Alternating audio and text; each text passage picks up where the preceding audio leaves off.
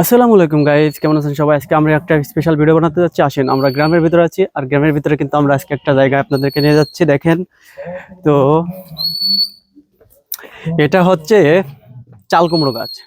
আর এই চাল কুমড়ো গাছটা আমার আপু লাগাইছিল যে এখানে চাল কুমড়ো খাবে, তো এই গাছ থেকে সে অনেক বেশি চাল কুমড়ো পেয়েছে এবং খাইছে।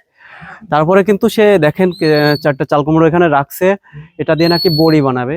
তো আমরা যখন ওই যে ডালের বড়িগুলো খাই, ভাত তরকারির ভিতর দিয়ে রান্না করে খাই, সেই বড়িগুলা কিন্তু মূলত এই যে এই ধরনের চাল কুমড়া দিয়েই তৈরি করা হয়। অনেকে আবার মিষ্টি কুমড়া দিয়েও তৈরি করে, কিন্তু চাল কুমড়া দিয়ে বানালে অনেক ভালো হয়। তো দেখেন আমাদের গাছে অলরেডি 4টে চাল কুমড়ো আছে। তো এটা সবচেয়ে বড় মনে হচ্ছে। চাল কুমড়োটা দেখতে অনেক সুন্দর। তো মেবি আর কিছুদিন পরেই ডালের বড়ি শুরু হবে, মানুষ দেওয়া শুরু করবে। তখন এগুলার অনেক দাম বাড়বে। আর এগুলা নিয়ে তখন মানুষ কি করবে বলেন? এগুলো নিয়ে কেটে কেটে, ওই যে কুড়ুনি আছে, কুড়ুনি দিয়ে কেটে কেটে কিন্তু ডালের বড়ি বানাবে। তো আমার এই চাল কুমড়োটা দেখতে অনেক সুন্দর লাগতেছে, তাই আমি তার সাথে কিছু ছবি তুললাম এবং আমি আপনাদেরকে দেখানোর জন্য একটু ভিডিও বানাচ্ছি। তো আশা করি আপনাদেরও ভালো লাগবে। দেখেন কি সুন্দর। এই যে গ্রামে না আসলে আসলে সব জিনিসগুলো আমরা অনেক মিস করে ফেলি। তো দেখেন এটাও কিন্তু অনেক সুন্দর।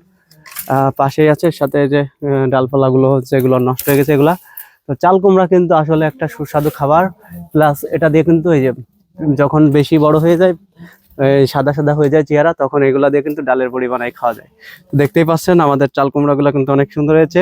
কিছুদিন পরে কিন্তু আমরা এই চাল কুমড়া দিয়ে ডালের বড়ি বানিয়ে খাবো। আমরা আপনাদেরকে অবশ্যই দেখাবো কিভাবে ডালের বড়ি বানাতে হয়।